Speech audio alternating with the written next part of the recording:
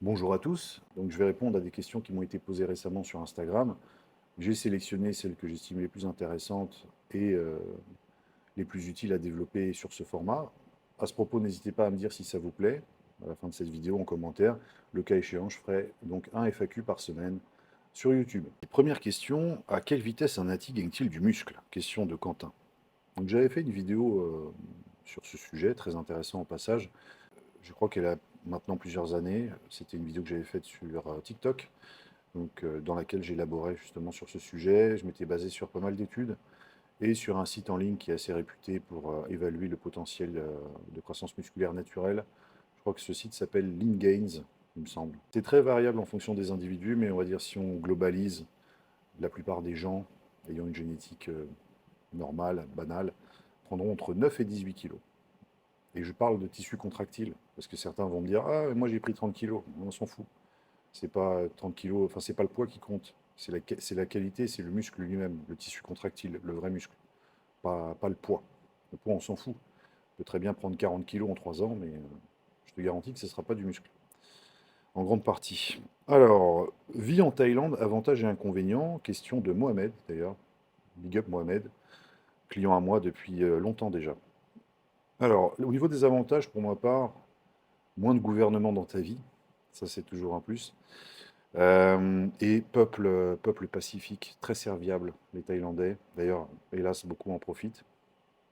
À mon sens, c'est toujours très désagréable de voir des étrangers ici qui se permettent de traiter mal les Thaïlandais, en tout cas de leur manquer de respect, je trouve. Et c'est pas que les Occidentaux, loin de là. Donc voilà, mais très content de vivre parmi les Thaïlandais, qui sont un peuple très serviable, très pacifique, qui veut vivre en harmonie avec les autres. Voilà, très facile à vivre, aucun problème. Aussi un niveau de service incroyable. Alors ici, vous pouvez vous faire livrer tout et n'importe quoi en un temps record. Au niveau des inconvénients, bah, chaleur et humidité, surtout quand on est un peu costaud, c'est assez pénible, surtout au début, mais après on s'y fait. La pollution, ça évidemment on s'y fait pas trop, mais bon, en venant vivre à Bangkok, je m'attendais pas à des miracles. C'est sûr que la pollution, c'est pas fou. Aussi, en inconvénient, je ne veux pas faire la sainte nitouche, mais c'est vrai que voir des vieux dégueulasses du monde entier venir se servir parmi les jeunes filles ici, je trouve ça particulièrement répugnant. Mais bon, voilà, chacun fait ce qu'il veut, entre guillemets, entre adultes consentants, mais voilà, c'est jamais très agréable, je trouve, de voir le nombre de personnes, enfin d'hommes âgés qui viennent ici faire leur marché, si j'ose dire. Au niveau des compléments alimentaires, c'est très cher et c'est peu accessible. Pareil, enfin, les stéroïdes, c'est très accessible, bien sûr, puisque c'est une zone grise en Thaïlande, c'est-à-dire que c'est pas légal, c'est pas illégal. Vous pouvez en avoir en pharmacie, etc. Vous pouvez vous faire livrer des stéroïdes à domicile. Mais le bémol, c'est que vous êtes en Asie. Et la contrefaçon, c'est un sport. Et pour les compléments alimentaires et les stéroïdes, il y a hélas beaucoup de contrefaçons. Donc il faut faire attention. Et c'est pas parce que vous achetez en pharmacie que c'est forcément légitime. Voilà, mais ça, on l'apprend avec l'expérience et en perdant un peu de sous, forcément. Et voilà, c'est ça aussi qui est chiant, c'est que la fiabilité sur les produits, que ce soit des compléments alimentaires ou des produits dopants, ça reste moyen. Question suivante, question de Antoine, donc un client à moi également. Alors, est-ce qu'un body influence les traits, la génétique de son futur enfant? Alors, non. Ton ADN, hélas, est fixé dans tes testicules depuis l'adolescence, donc tu vas transmettre uniquement ce dont tu as hérité toi-même. Donc, si tu te charges et que tu as des gros bras et des deltoïdes en 3D, désolé, mais ça n'aura pas d'incidence sur le développement de ton futur enfant. Par contre, ce qui est prouvé, c'est que comment dire, le mode de vie du père peut influencer la façon dont certains gènes s'expriment et les problèmes de santé futurs pardon, de son enfant. C'est sûr que si tu es une larve alcoolique et obèse et que tu fumes un paquet de clopes par jour, la qualité de ton sperme sera forcément réduite et le profil métabolique de ton enfant pourra en pâtir. C'est pas les différentes cures que tu as fait et puis les grosses doses de trembolone que tu t'es farci pendant des années pendant tes prépas qui vont avoir une incidence réelle sur le développement de ton enfant. Mais plutôt, quand il sera venu au monde, l'environnement dans lequel il sera. Est-ce que tu l'inciteras à faire du sport, à bien manger? Est-ce qu'il y aura un soutien affectif et psychologique adéquat?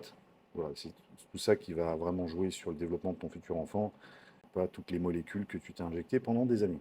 Question suivante, pires expériences avec les produits ou à cause de quels produits? Question de Pierrick.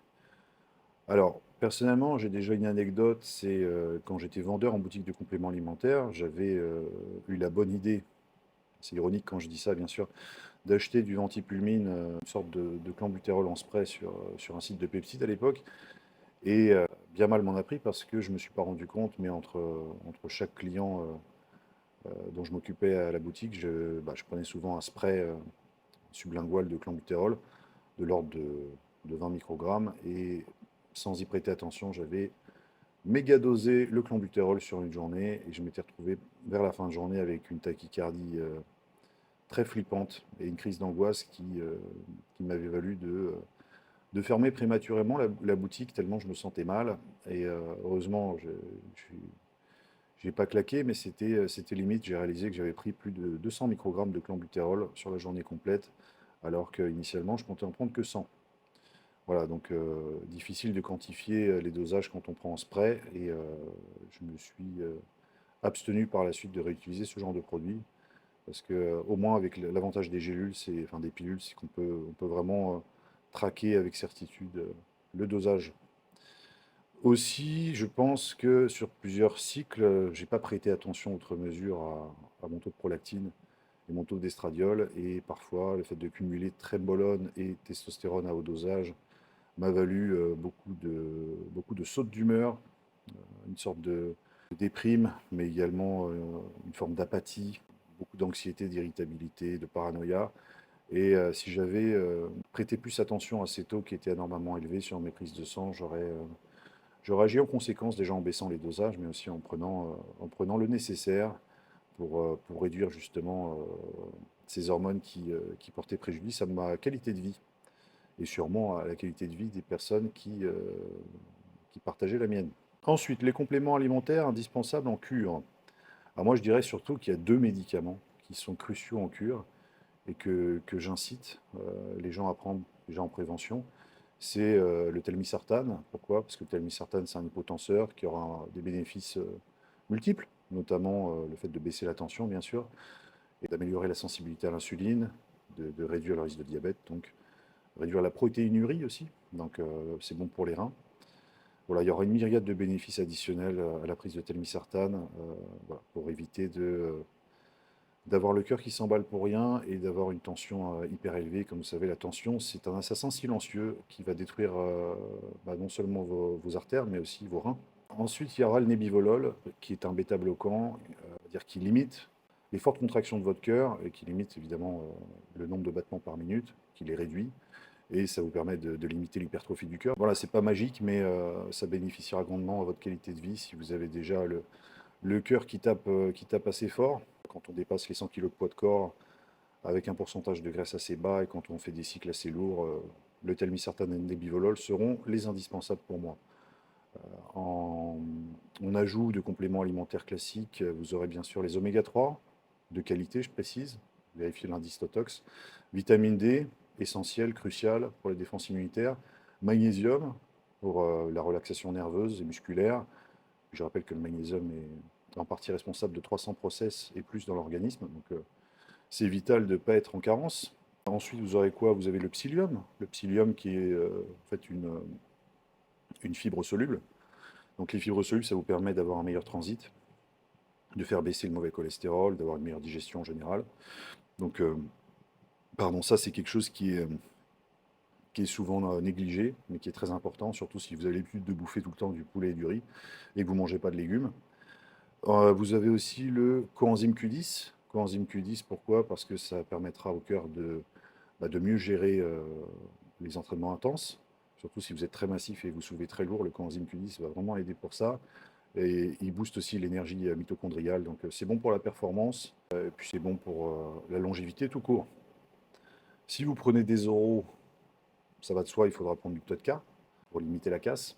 Donc il y a aussi la NAC, N-acétylcystéine, qui est précurseur de glutathion. Le glutathion, c'est quand même l'antioxydant le plus important dans le foie. Donc pareil, N-acétylcystéine, ça sera vraiment top pour protéger votre foie et aussi augmenter vos défenses immunitaires. C'est très bon pour tout ce qui est bronchiolite, etc.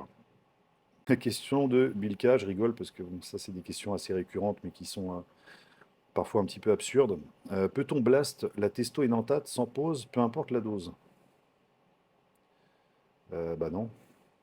Enfin, tu peux faire tout ce que tu veux, mais il y aura des conséquences parce que la testo énantate, certes, la testo c'est bioidentique, donc c'est pas aussi catastrophique que s'injecter de la trembolone à haute dose.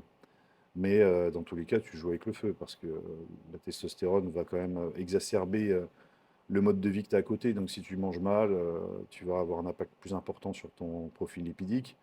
Pareil, les triglycérides vont monter plus, la tension artérielle, etc. Enfin, tu peux pas te permettre de prendre de la testo à très haut dosage toute ta vie parce que tu vas en payer les conséquences assez rapidement, je pense. Donc après, ça dépend des individus, ça dépend de ton niveau de tolérance, mais je ne blasterai pas la testo énantate ad vitam aeternam.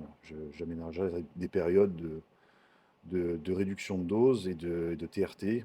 euh, mais voilà, si tu veux espérer durer un petit peu dans ce pseudo-sport, il va falloir arrêter d'appuyer tout le temps sur l'accélérateur.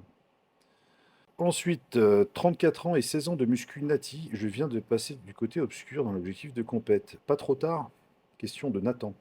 Alors non, c'est pas trop tard, et d'ailleurs je trouve que c'est une bonne chose parce que tu vas commencer les produits à un âge où tu es plus mature, émotionnellement, tu vas pas être complètement attaché, enfin ton identité n'est pas pleinement attachée à ton apparence, j'ose l'espérer, et du coup tu feras des choix plus intelligents, je pense que tu feras preuve de plus de self-control et de sagesse que si tu avais 20 ans et que tu commençais les produits. Aussi, il faut savoir que tu atteins ton prime euh, en body, généralement entre 40 et 45 ans. Il ne faut pas oublier que Ronnie, par exemple, il a eu son premier Olympia, je crois qu'il avait 36 ou 37 ans. Le dernier Olympia où il a gagné, il avait 43 ans, je crois. Pareil, Sean Roden, il a eu son seul titre Olympia, il l'a eu à 37 ou 38 ans, je crois. Dexter Jackson, il a fait des compètes jusqu'à l'âge de 51 ans, et on peut dire objectivement qu'il a progressé physiquement jusqu'à l'âge d'au moins 48 ans. Donc voilà, non, non, il y a plein de. Samson Doda actuellement, il y a Andrew Jack, il y a pas mal de. Il y a même Adi, je crois. Enfin, il y en a plein qui ont la quarantaine ou proche de la quarantaine qui sont même pas encore à leur prime. Enfin, je pense notamment à Andrew Jack, justement, qui a commencé tard les produits. Donc voilà, tu peux très bien évoluer jusqu'à, je pense, la cinquantaine, sans trop de dommages si tu restes intelligent dans tes choix et tu n'abuses pas trop. Mais clairement, c'est bien de commencer si tard parce que tu feras, comme je disais, des choix plus intelligents. Mais dis-toi aussi qu'à 34 ans, ton corps est moins résilient qu'à 20. Donc tu ne pourras pas te permettre de faire toutes les conneries que les mecs de 20 ans font. Sur tes bilans sanguins, ça se verra beaucoup plus vite si tu fais de la merde.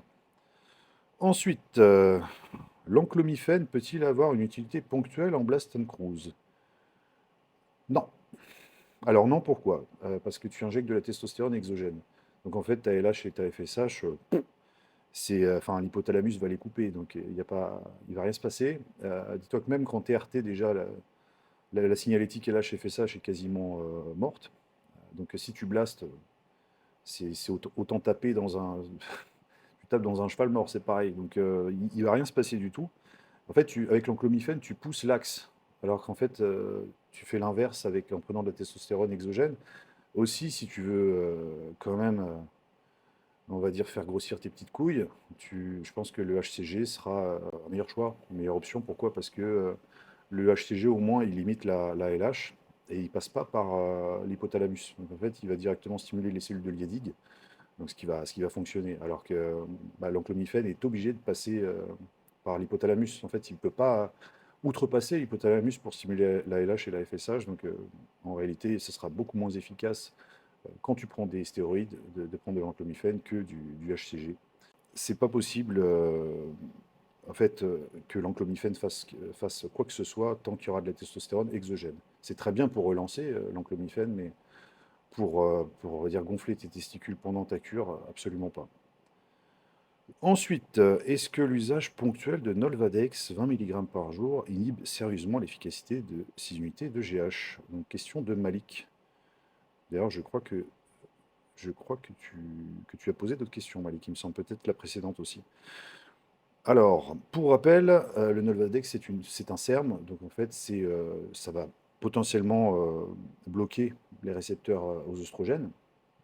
Et le problème avec le Nolvadex, c'est qu'il est connu également pour réduire l'IGF-1. Il y a des études qui montrent qu'il peut réduire entre 15 et 40% la pulsation d'IGF-1 dans l'organisme euh, à des doses de 20 mg par jour pendant plusieurs semaines. Et dites-vous bien qu'on utilise du Nolvadex aussi pour combattre l'acromégalie. Chez les personnes, vous savez, qui ont une sécrétion de GH endogène absolument délirante, qui ont des extrémités qui poussent, etc., et qui meurent hélas prématurément. Donc voilà, le Nolvadex est connu pour réduire le taux d'IGF-1, donc il va réduire aussi l'impact positif anabolique de la GH et métabolique. Si tu veux éviter de perdre ton argent, je ne te conseille pas d'utiliser du Nolvadex sur la durée en combinaison avec de la GH exogène. Ça sera contre-productif. Après, si tu prends du Nolvadex ponctuellement, je ne pense pas qu'il y aura de problème.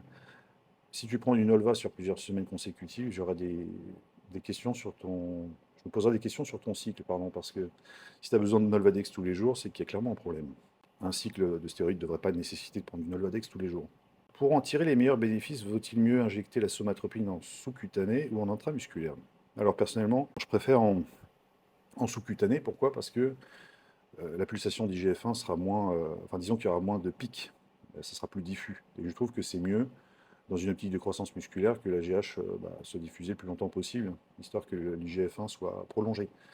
Si tu veux avoir un pic, si tu veux assimiler la GH vite, pardon, ça sera plus utile en intramusculaire, effectivement, pré-workout par exemple, si tu veux sentir les effets de la GH pendant l'entraînement, une volumisation cellulaire, tu peux prendre la GH en intramusculaire. Mais pour un usage régulier, quotidien, dans une optique de croissance musculaire et de récupération, je prendrai la GH en sous-cutané, principalement avant d'aller dormir pour la diffusion longue. Ah, il y avait aussi la comparaison, donc ça c'est une question d'Adèle, comparaison trestolone, trembolone, anadrol, allotestin pour la force uniquement. Donc il y en a beaucoup qui combinent plusieurs de ces molécules en même temps pour avoir de la force, mais on va dire que 90% de tes gains de force, c'est déjà la masse musculaire que tu as actuellement, ta structure osseuse, la cohérence de ton entraînement par rapport à la force, etc., ta capacité à générer de l'adrénaline et tout. Euh, voilà. Disons que si tu veux juste être fort ponctuellement sur une séance, l'allotestin fera l'affaire. Si tu veux avoir une augmentation progressive des charges sur plusieurs semaines, voire plusieurs mois, déjà l'anadrol sera plus utile. Et si tu veux vraiment consolider un peu plus, je pense que la trestolone sera encore mieux. Voilà. Mais tous ces produits, comme je disais, sont très toxiques et c'est pas dit que tu les tolères. Ensuite, dernière question, donc question de Thomas. Merci Thomas pour cette question. Tes futurs objectifs? J'aimerais continuer à me développer, j'aimerais surtout gagner en compétences. Sinon, en ce qui concerne des objectifs un peu plus axés sport, on va dire 120 kilos propres, ça serait pas mal. Là, je suis à 115 kilos, pas très propre. J'aimerais vraiment retourner à plus de 120 propres. Et à partir de là, je verrai ce que je fais. Mais déjà, être 100% fonctionnel, ne plus avoir mal au dos, ne plus avoir mal aux genoux, ou le moins possible, ce sera déjà pas mal. Voilà, bon, n'hésitez pas à me dire en commentaire si cette vidéo vous a plu. Et comme je vous le disais, le cas échéant, je vais réitérer la chose chaque semaine. Vous pouvez me poser aussi des questions en commentaire sur YouTube. Les plus likées seront celles qui seront sélectionnées pour la semaine suivante. Merci de votre écoute et à très vite.